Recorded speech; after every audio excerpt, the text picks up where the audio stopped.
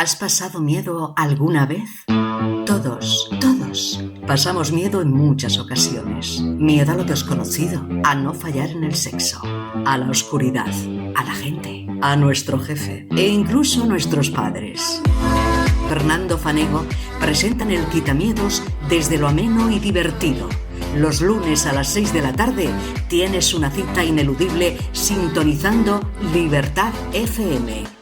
El único programa radiofónico que te trasladará, te transmitirá y cambiará el temor y las fobias para transformarlo en alegría y superación. No te lo pierdas. El Quitamiedos. Los lunes de 6 a 7 en Libertad FM con Fernando Fanego.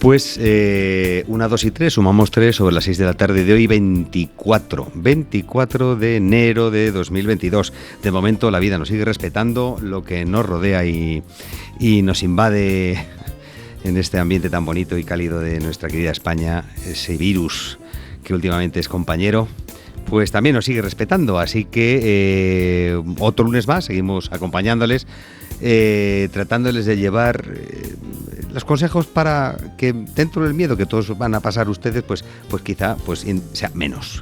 Y hoy lunes tenemos un programa especial porque si el que tuvimos la semana pasada fue pues apoteósico, yo creo que este no va a ser menos. Y no va a ser menos no por los que les comunican, no solo por el presentador, ni la colaboradora, ni mi compañera de programa.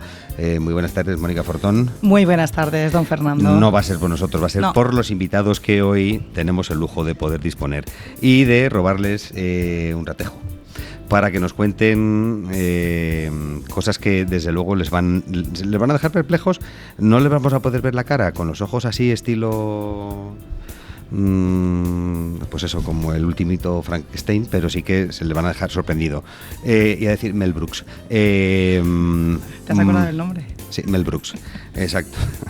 El jovencito Frankenstein. Bueno, pues hoy tenemos, sin mayor dilación, vamos a presentar a los invitados de hoy. Tenemos en el estudio físicamente a don Jesús Balbuena. Jesús Balbuena es periodista, se dedica al mundo de la comunicación y si ustedes ya no lo saben, que yo creo que sí, porque por las redes sociales, sobre todo la cantidad de gente que nos ha dicho y cómo y por qué y esto de dónde viene y tal, pues estoy de alto conocido. Jesús Balbuena es escritor del libro de Más se perdió en Filipinas. Muy buenas tardes, don Jesús. Muy buenas tardes. Es un placer tenerte hoy aquí en los micrófonos de Libertad FM.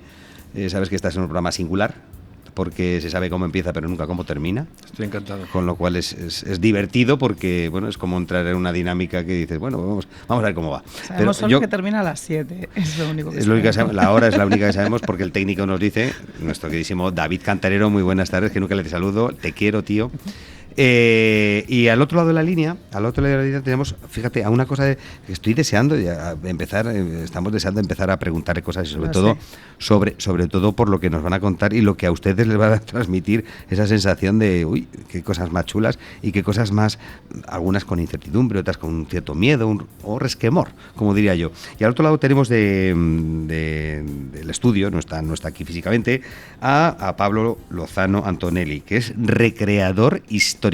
O sea, si hay algo que pueda tener una cosa más aliciente en la vida, decir, es recrear una situación, da igual, no hablo de bélica, ni de amor, ni de recrear una situación pasada, histórica, ¿no? Muy buenas tardes, don Pablo. Hola, muy buenas tardes. Encantado de estar con vosotros esta tarde. Pues sabes que es un placer poder contar contigo, y sobre todo porque si hay algo que tienen los libros de historia, ¿sabes lo que es? Hombre, para mí los libros de historia tienen muchísimas cosas y... Pero sabes... pero me tienes en ascuas ahora mismo. ¿Qué es lo que tienen para ti los libros de historia? Recreación. Si no hay recreación, la historia no tiene sentido, amigo. Bueno, también. Pues entonces, y al otro lado, por supuesto, tenemos también, igual que Pablo, tenemos a nuestro queridísimo compañero del programa, a mi querido José Manuel Valverde Nacarino. Muy buenas tardes, José Manuel. Hola Fernando, Mónica, buenas tardes. Hola, buenas tardes. Es un lujo tenerte, como siempre, con tu sección de melodías a tempo, no diga a destempo, porque bueno, para lo que estamos viendo yo creo que todo es destempo, pero tú casualmente llevas las cosas a tempo. Así que sabes que luego pues a tu horita conectaremos contigo, más o menos el meridiano del programa del Quitamiedos, ahí contactaremos con nuestro queridísimo José Manuel. Mónica, hoy tenemos un programa singular. Porque vamos a tratar de ello, ¿no? O sea, yo no sé ni por dónde empezar, porque hay tantas cosas que yo preguntaría y que yo diría un montón. Que yo creo que sin más dilación vamos a pasar a entrevistar, ¿no? Directamente a hablar.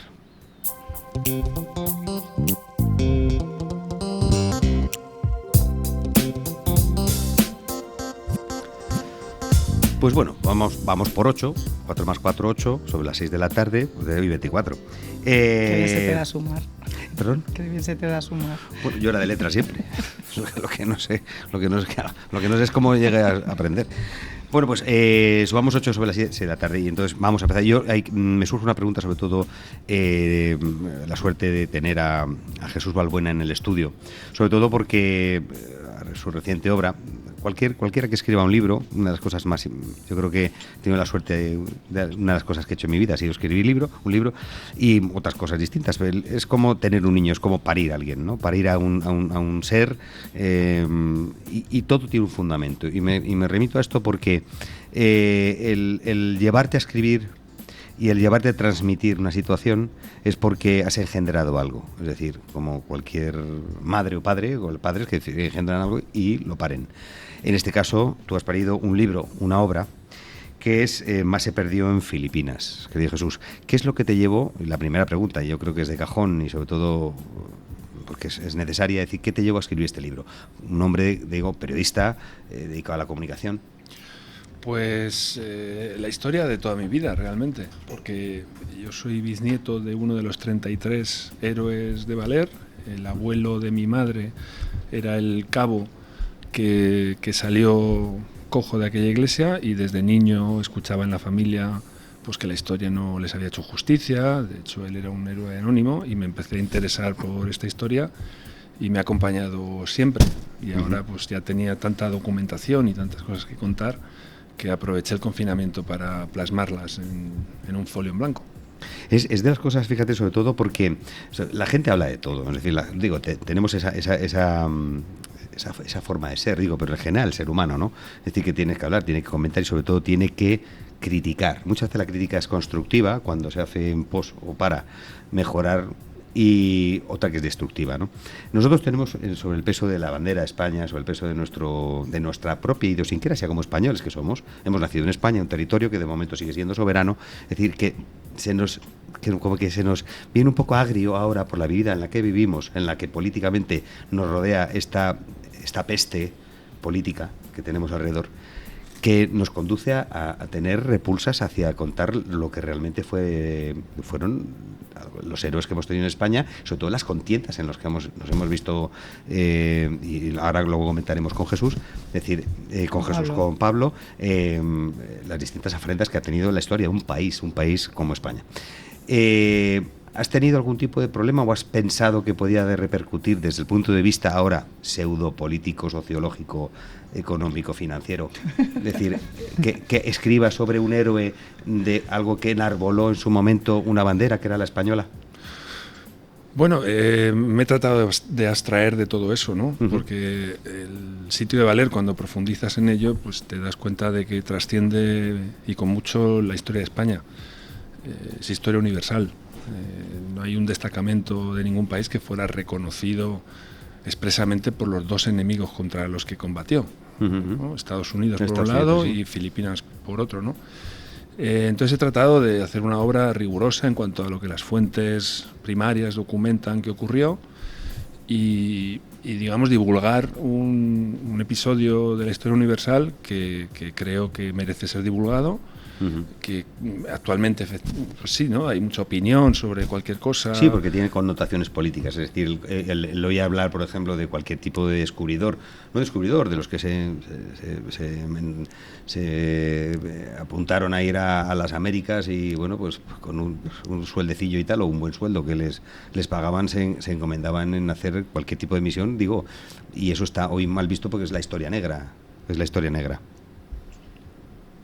No, te decía, no digo que muchas veces que nos coartan un poco la libertad de poder contar las cosas, porque ya sabes que tú, que sobre ahora mismo España pues tiene una leyenda negra que parece como que nos da vergüenza. Vamos a ver, respecto al sitio de Valer, a los últimos de Filipinas concretamente, yo creo que todo el mundo ha escuchado la expresión, los últimos de Filipinas, por la película. Más he perdido en Cuba, es otra de las mezclas, has hecho más. Porque sí, efectivamente, Filipinas siempre es la gran olvidada, ¿no? La perla del Pacífico. Pero lo que he tratado es, pues, combatir un poco la ignorancia que hay respecto de este episodio, y no hay mejor herramienta que un libro para combatir esa ignorancia. Y sobre todo desde el punto de vista objetivo. Eso es, ¿no? Tratando de dejar la opinión del autor de lado y dejar negro sobre blanco lo que está constatado que ocurrió. Respecto a otros episodios históricos que se están debatiendo hoy en día, pues yo creo que es positivo este debate que está habiendo de Pérez Reverte contra Roca Barea, ¿no? Y unos si es bueno o malo hablar de la historia de un país. Que es bueno que se debata sobre nuestra historia, más que se deje de lado. Que a medida que se van destruyendo estatuas y tratando de reescribir la historia, tanto aquí como al otro lado del charco, pues hay mucha gente como yo que precisamente estamos reaccionando a eso, diciendo, pues ahora más ganas que nunca tengo de contar la historia de España, y cada uno en la medida de nuestras posibilidades, pues están surgiendo muchos sitios web, canales de YouTube, gente que está escribiendo libros y tal, por reacción un poco a esa ofensiva que hay de negar un hecho objetivo, que es que la historia de España es parte de la historia universal. Por mucho que le cuesta a algunos, ¿verdad? Por mucho que algunos tarden un rato en entender. Querido Pablo, cuesta mucho recrear una hazaña, un momento histórico, o bueno, más que si cuesta, ¿te da miedo o te ha dado miedo en algún momento recrear algún tipo de recreador, ¿no? Y bueno, histórico, sobre todo. Es decir, en algún momento, sobre todo, de hecho que han supuesto un hito histórico, ¿no? en la historia de España. Bueno, pues hay que decir que todo depende del momento que queramos recrear, ¿no? Evidentemente, cuando nos queremos acercar a hechos más cercanos, y cuando me refiero a cercanos en recreación histórica, pues te puedo hablar de un siglo XVIII o un siglo XIX, la información que tenemos es inmensamente mayor que si decidimos irnos al siglo IV o V antes de Cristo, ¿no? Donde ya empezamos a perder o no nos llega tanta información. ¿Es difícil recrear? Es difícil recrear si lo quieres hacer con rigor, ¿vale? Si uno se pone, y para que la gente nos entienda, a lo que pretende al final un recreador es sobre todo que la gente no solo entienda o se le explique la historia, sino que además la pueda tocar, ¿vale? Y la pueda ver.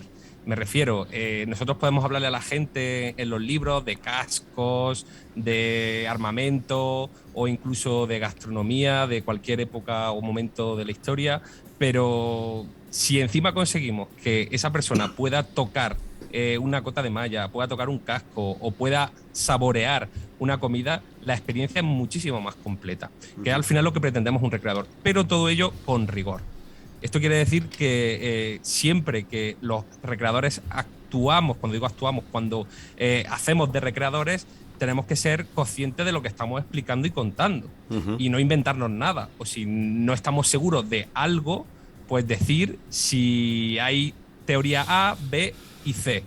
¿Vale? No tenemos la verdad absoluta nosotros. Y es complicado, es muy complicado, sobre todo porque el público, la gente está absolutamente llena de mitos, de tópicos que nos llegan cada día a través de, pues eso, de películas, de 100.000 medios, de redes sociales. Y bueno, al final estamos aquí un poco nosotros para intentar ordenar todo esto. Perdona que me he enrollado, ¿eh? No. Escucha, no, pero sí, sobre todo es por la sensación de que muchas veces nos vemos coartados, ¿no? Porque el encierro que lamentablemente tenemos, y sobre todo porque nos rodea, ¿no? El circo de las redes sociales y el circo de los medios de comunicación, absolutamente todos del uno al otro, del uno al punto, están manipulados. Es decir, desde el punto de vista, claro, contar la historia, si en la batalla de las Navas de Tolosa se gana lo que se gana, hay que decir que se gana lo que se gana. Y se conquista lo que se conquista. Por mucho que le cuesten a muchos. Es decir, por mucho que ahora que suframos de esa fruta envenenada, que es el buenismo social, que tenemos que vivir. Vivir, beber y bobor. Es decir, es difícil porque la historia no deja de ser, como antes ha contado Jesús, es decir, es objetiva. Es decir, ninguno vivimos con José Bonaparte. Nadie supo si realmente se metía la mano en el pecho o no. Ninguno de nosotros lo vivimos, ni lo presenciamos. ¿Por qué cuestionamos eso cuando ya se da por hecho? En la historia de un país vecino como es Francia, soberano como el nuestro, contar la realidad, con lo bueno y lo malo, pero hay que contar la realidad. Y eso, hoy día, pues tenemos el problema. Por eso recrear, como tú, que haces recreaciones de momentos históricos que fueron, pues a lo mejor un punto de inflexión en la historia de España para muchas de las cosas. Pues oye, yo creo que merece muchísimo la pena y sobre todo que sepan lo que haces. Bueno, Fernando, creo que ha llegado el momento de hacerles esas preguntas que nos esperan nuestros invitados. Gracias, querida Mónica, porque es que te emocionas con el tema. Me embebo. No, pero porque lo que quiero es defender, lógicamente, lo sé. Que nuestros invitados sigan y continúen haciendo lo que hacen. Que la verdad es que tiene mucho valor, muchísimo valor, y sobre todo hacerlo para enseñar y para transmitir. Claro que sí. Los invitados, Mónica, no tienen ni idea de lo que les voy a decir, más que nada porque les voy a preguntar unas cosas que se van a quedar un poco del siglo XXI, además. Sí, no te rías, Pablo, que te estoy viendo yo por la pantallita. No, pero los oyentes quería, no nos fíjate que a partir de lo que has dicho quería yo comentar una cosa. Sí, ahora guárdatelo que ahora seguimos, guárdatela para luego, cuando tú después, ya verás. Cuando tú después. Exactamente. A ver si saben ustedes, tanto Jesús Balbuena como mi queridísimo Pablo, saben qué es lo que necesita un coche para que ande. Toma cambio de tercio. Escucha, a ver, la pregunta es seria. Y la pregunta es decir, Jesús me está mirando con cara de... No sé si he cogido el cartón del bingo correcto o no. Escucha, a ver, ¿qué necesita un coche para que ande? Pablo. Podemos Jesús. contestar lo que nos salga, ¿no? Hombre, sí. Claro. A ver. Dinero. Hace falta dinero para que... ¿Y qué compras con el dinero? A ver, ¿qué compras con el dinero? No. Gasolina. Amigo. Al coche, sí, échale tú los euros dentro a ver si te caben. Échale los de 500. Esos moraditos que tiene, échalos por el canutillo a ver si anda el coche. Ahí, Jesús, a ver si tú... A ver, ¿y qué necesita una hoguera o un fuego para que prenda? Una hoguera. Pues, no me digas que leña, porque leña ya la tenemos. Pues algo para encender. Una chispa. Necesitamos la chispa, exactamente. Y a los dos. Y a ver, Pablo, Jesús, ¿qué necesita un caballo para que corra más? No me digas que el caballo, porque el caballo ya existe. Y el jinete también. ¿Qué necesita un caballo para que corra más? Necesita un espacio para correr. No. ¿Y con qué le das? A ver, ¿qué necesita un caballo para que corra más? Una fusta, sí, señor. Ahí sí, señor, porque si no el caballo, porque mucho diría que corra, no corre solo. No corre solo. Exacto, la fusta. ¿Y qué es lo que necesita nuestro país? Pues la fusta. Esa fusta que nosotros tenemos todo el lunes, de Javier Algarra. Don Javier, qué miedo me da y qué miedo tiene usted. Miedo me da, don Fernando, comprobar que poco apreciamos los españoles el legado de nuestra historia.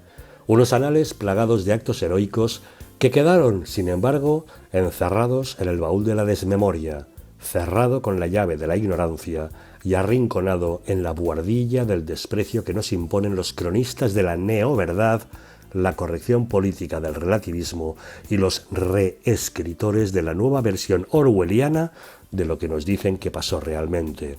Como la gesta de los últimos de Filipinas, epopeya de la que supimos gracias a la película que acuñó ese nombre, protagonizada por Fernando Rey y Tony LeBlanc y que dirigida por Antonio Román y estrenada en 1945, nos permitió saber de un puñado de soldados españoles que supieron dar significado a palabras como valor, patriotismo, fe católica y sentido del deber. Pero en los tiempos que corren, tal grandeza no podía quedar impune, por lo que no faltó quien viniera a arrojar tierra sobre esa hazaña para cubrirla con las sombras del revisionismo histórico. En 2016, otro largometraje del mismo nombre, dirigido por Salvador Calvo y protagonizado por Luis Tosar, Eduard Fernández, Carlos Hipólito, Javier Gutiérrez y Carra Elejalde, vino a censurar lo que el nuevo orden no tolera: la grandeza de un soldado, su patriotismo y abnegación y su disposición a morir por defender la bandera de España, ondeando sobre el último reducto de lo que antes fue un imperio. Pero la verdad es como el sol, siempre está ahí, aunque no lo veamos porque es de noche o lo ocultan las nubes, y asoma radiante al encontrar cualquier resquicio, como ha resultado ser el empeño de Jesús Balbuena, que rescata la memoria de su bisabuelo, el cabo García Quijano, que fue uno de los 33 supervivientes del sitio de Baler. El cabo García Quijano, al igual que cualquier otro soldado, no era un superhombre, era un campesino que abandonó las tierras de labranza de Viduerna de la Peña, una aldea de apenas 100 habitantes de Palencia, y que se alistó en el ejército para librar de ese servicio a su hermano Venancio. Sin saber de la existencia de un archipiélago en el que ondeaba la bandera española en las antípodas del mundo, ni de un imperio donde no se ponía el sol, ni de lo que se decía en los mentideros políticos de Madrid, empuñó las armas para luchar en una guerra a 12.000 kilómetros de casa. Para disfrute del lector que recorra las páginas del libro de Balbuena, dejamos los pormenores de los avatares del cabo García Quijano, que fue el primer herido del bando español en el primer día del asedio. Para el escritor son las vivencias del bisabuelo Chus. Para nosotros es uno de esos nombres gloriosos que cincelan esa historia de la que somos hijos y que debemos honrar y salvaguardar para la memoria de los que nos sucederán.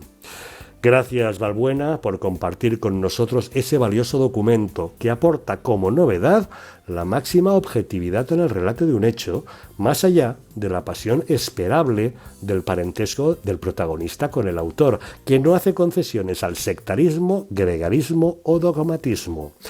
Y gracias también por rescatar la figura del doctor José Rizal, injustamente fusilado por el general Polavieja, al confundir a ese defensor de la hermandad con España con un guerrillero del Katipunan, ese grupo rebelde que recurrió a la violencia para enfrentarse al dominio colonial.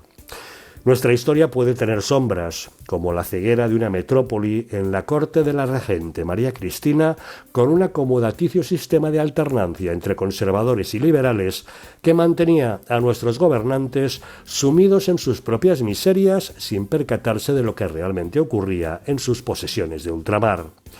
Pero es una historia donde prevalecen las luces que llegan a nosotros gracias a autores valientes y sobre todo honestos como Jesús Balbuena o como Pablo Lozano Antonelli, que es capaz de recrear esas páginas de nuestros anales para que sintamos que se desarrollan en vivo ante nuestros propios ojos. Qué bonita manera de estudiar historia, verte envuelto en ella, formar parte de la misma, como todos nosotros formamos, porque somos legado de otros que estuvieron antes, y su vida es la nuestra, como la nuestra será la de quienes nos sucedan. Qué gran orgullo ser español y llevar en las venas esa misma sangre que tiñó de rojo nuestra bandera, junto al gualda de las riquezas y la grandeza obtenida en los acontecimientos trascendentales que nos precedieron. Si tienes los 15 puntos... Escucha el Quitamiedos, el programa de Fernando Fanego, los lunes de 6 a 7. Y en 5 minutos, el tiempo.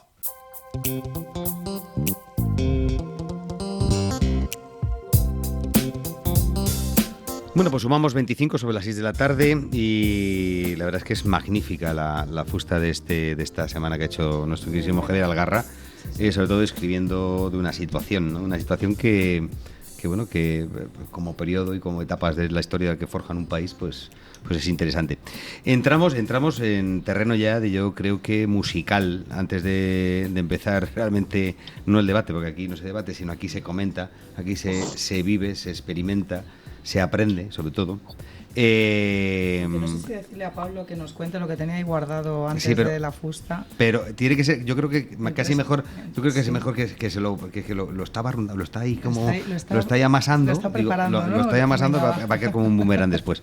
Son las 18:26, tenemos al otro lado a mi queridísimo José Manuel Laverde. Muy buenas tardes, José Manuel.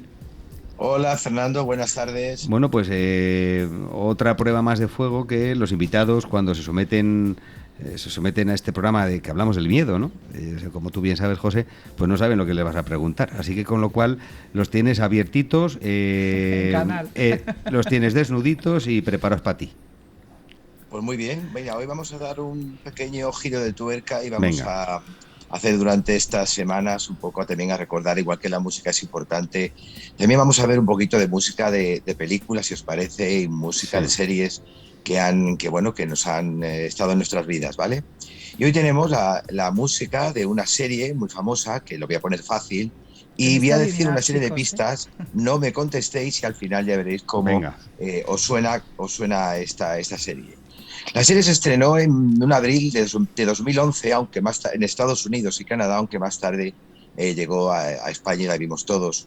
Creado por David Benioff y Weiss en la cadena HBO.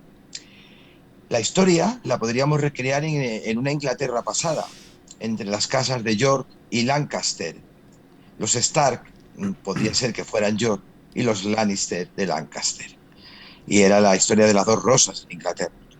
¿Alguna pista ahí? ¿Alguien? ¿Alguien sabe? A ver. No sé, está poniendo cada circunstancias, Jesús. Pablo. ¿Pero tiene que ser una serie histórica o puede ser una serie? Es una serie de ficción que podría haber sido una serie histórica para algunos. Como Juego de Tronos, ¿no? Vamos ahí, Pablo, vamos ahí. En cada capítulo la cabecera era diferente, haciendo referencia a los reinos que en ese capítulo iban a salir. Como dato anecdótico, el corazón en uno de los capítulos que se comió una de las protagonistas simplemente era una gominola de 3 kilos. ¿Una gominola de 3 kilos he oído?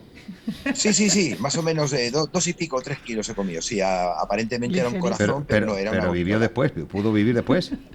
Vivió porque le pegó pocos bocados, no se la comió. El lingüista David Peterson creó el idioma el Dothraki, que era una mezcla de mongol, indio-americano y árabe.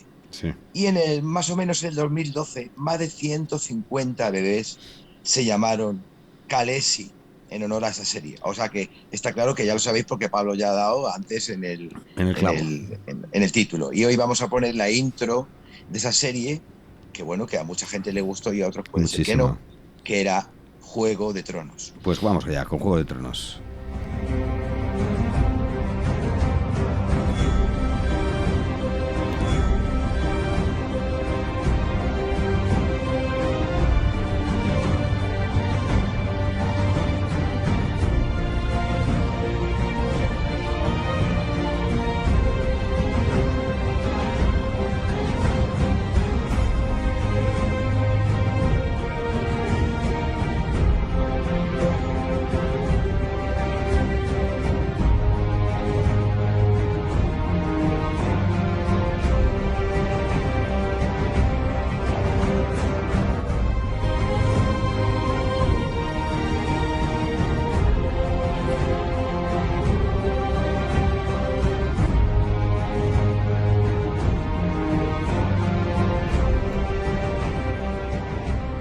La información privilegiada es garantía de éxito. HSI consigue la información y las pruebas que necesita tu empresa para tomar las mejores decisiones. Una consultora de inteligencia con soluciones a tu medida dentro y fuera de nuestro país. HSI, información privilegiada a tu alcance. Encuéntranos en hsiintelligence.es o en el teléfono 91 029 9451. 91 029 9451.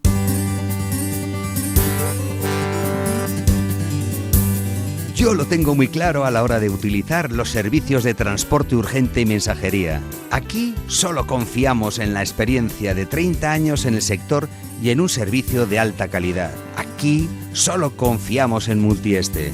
Llámales y déjales que se encarguen de hacer que tus envíos tengan el mejor de los servicios. Los encontrarás en el 91 637 6061 o en www.multieste.com.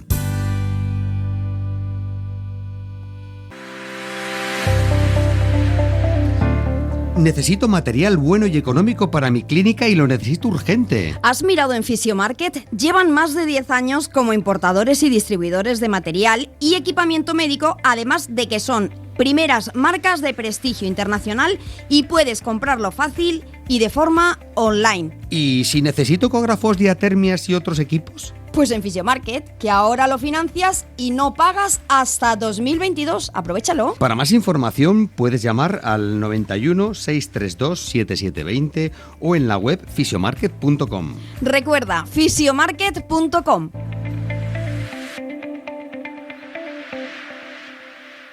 No os podéis perder el Quitamiedos con Fernando Fanego, que me tiene enamoradísimo. No me lo quites, ¿eh? De 6 a 7 los lunes. No lo perdáis, ¿eh?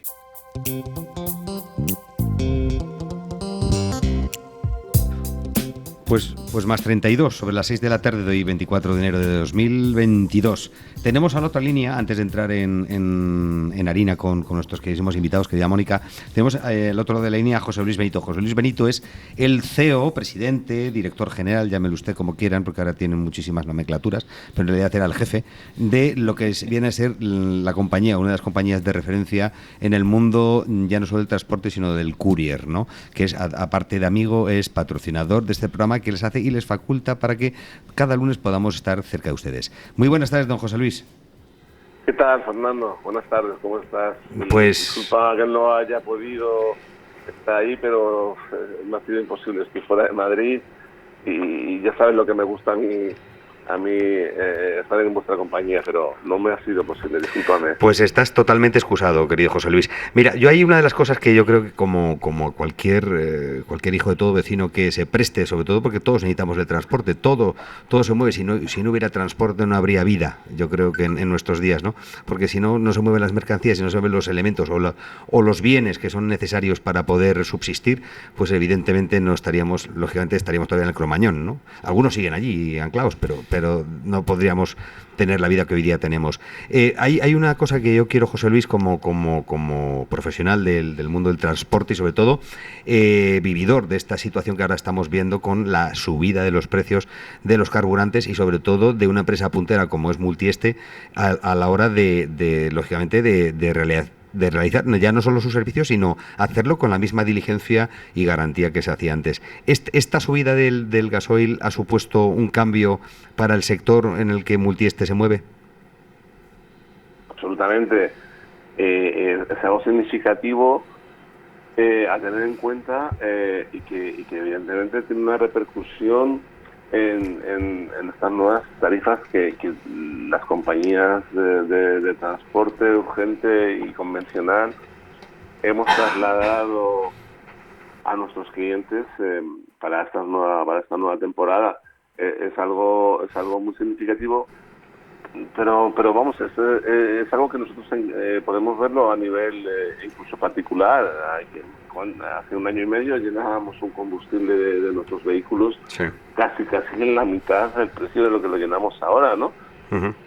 Evidentemente, por supuesto que tiene repercusión, sin duda alguna tiene repercusión eso, la subida del IPC y distintos aspectos que evidentemente la situación actual nos obliga a repercutir a nuestros clientes y que desvirtúa bastante los precios que manteníamos con los clientes antaño y que, bueno, es significativo, igual que nos han subido todos los servicios en casa, la luz, gas, sí, y sobre todo, José Luis, hay una cosa, yo creo que para una empresa como decía antes, puntera en el mundo del courier, del transporte, es decir, es básico el servicio. El servicio no debe ser de primera, debe ser excelente. Y cuando hay dinero, pues todo es bollante, todo sobra y demás. Pero cuando escasea, es decir, lógicamente, que tú tienes que, sin subir el precio o subiéndolo lo mínimo posible,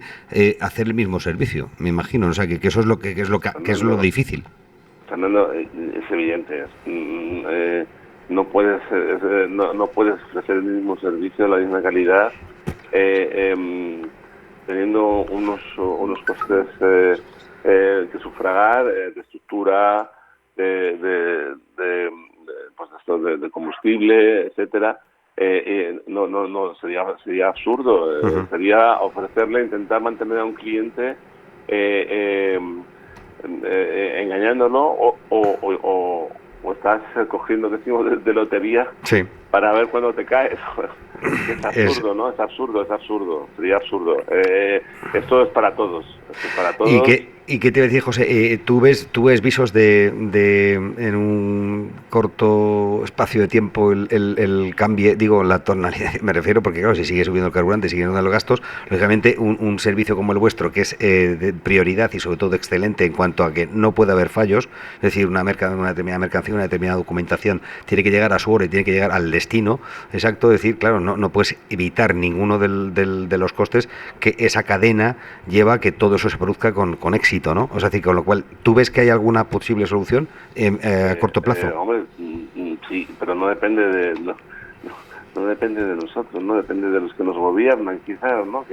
Más líbranos del mal. ¿Perdón? Más líbranos del mal.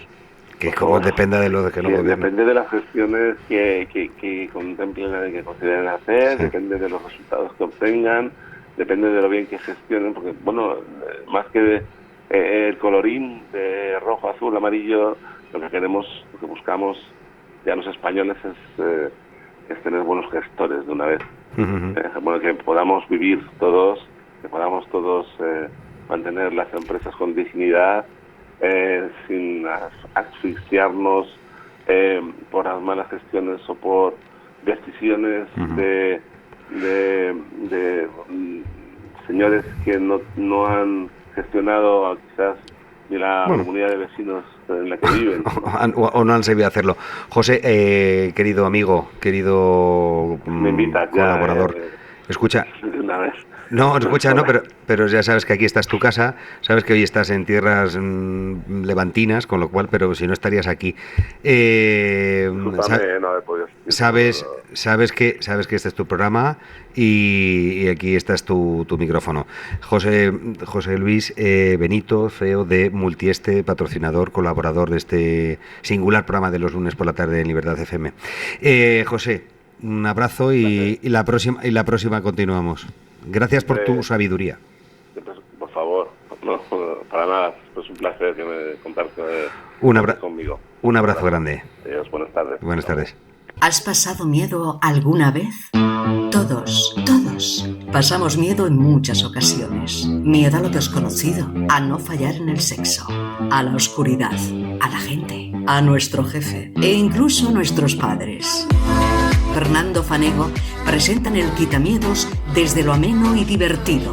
Los lunes a las 6 de la tarde tienes una cita ineludible sintonizando Libertad FM. El único programa radiofónico que te trasladará, te transmitirá y cambiará el temor y las fobias para transformarlo en alegría y superación. No te lo pierdas. El Quitamiedos. Los lunes de 6 a 7 en Libertad FM con Fernando Fanego.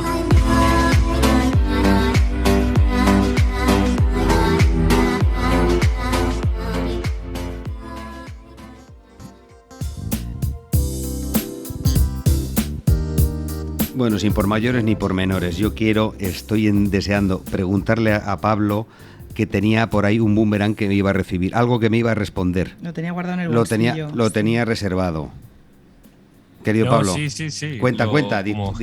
Al hilo de lo que estábamos hablando, sí, decir que, bueno, yo soy responsable también del Museo de la Batalla de las Navas de Tolosa, que se encuentra en la localidad de Santa Elena, en la provincia de Jaén. Exactamente, muy cerquita de Úbeda. Cerquita de Úbeda. Bueno, de hecho yo soy de Úbeda y os estoy hablando desde Úbeda, concretamente. Ole, y no eres Guardia Civil de milagro. Bueno, eso ya es más de Baeza, eso ya aquí bueno, casi. Que son los que tienen la academia.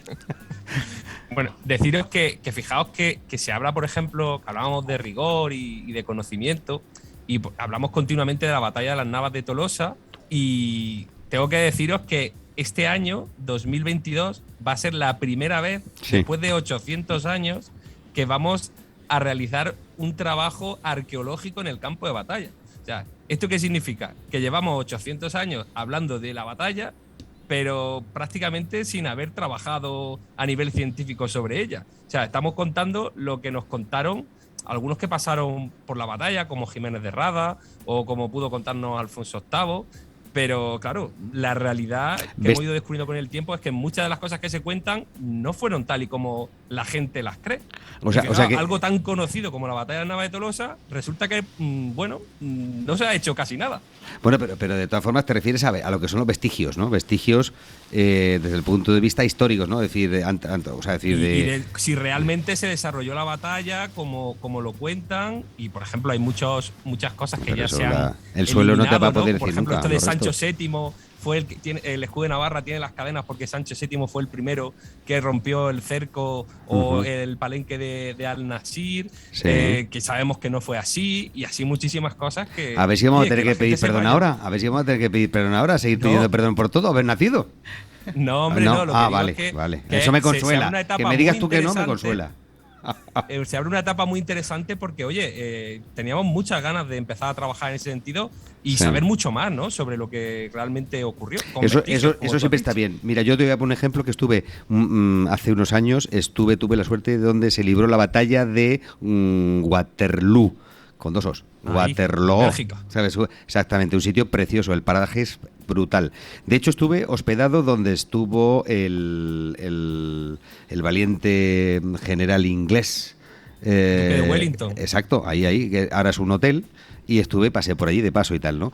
Cuando ahí te encaramas a la loma, donde hay una especie como de monolito donde tú puedes observar pues donde se libró la batalla, tú solo ves campos, solo ves campo, no ves absolutamente ni como lo que tú dices, es decir, tú vas al lugar donde se libró la batalla y no ves absolutamente nada, pero no te indica que en aquel lugar tuvo algo especial, ¿no?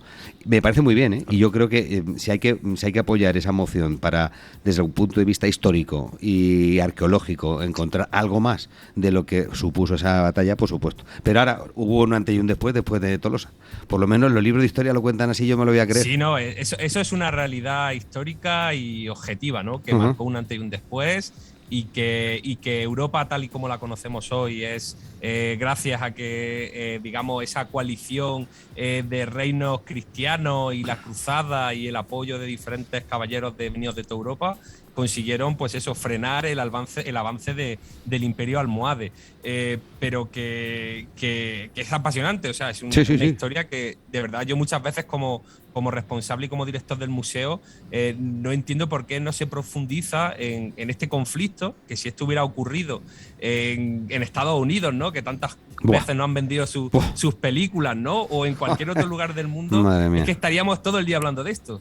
Y claro, y vas allí y te encuentras con que, pues que no hay ningún monumento a la batalla, que no hay ningún sendero indicado que el público pueda seguir para visitarlo, pues dime. Pablo, pero hay una cosa que es que y realmente por eso estamos aquí, se llama el quitamiento. Da miedo hablar de cosas porque hoy día hablar o decir algo en cualquiera de los sentidos en la que la historia marque puede suponer que ya te tilden o te digan o te marquen de una condición distinta a la que realmente es la historia. Es decir, que la historia no tiene absolutamente ningún tipo de, como antes bien significaba Jesús, ningún tipo de connotación política. Pero hoy día vivimos en este mundo, hijo, tan sumamente, pues eso, empozoñado y malo de lo que significa el poder saber de tu historia y sobre todo alabar que de momento los hijos de los hijos de los hijos estamos aquí contando las cosas que pasaron. Jesús, ¿qué es lo que este cabo García Quijano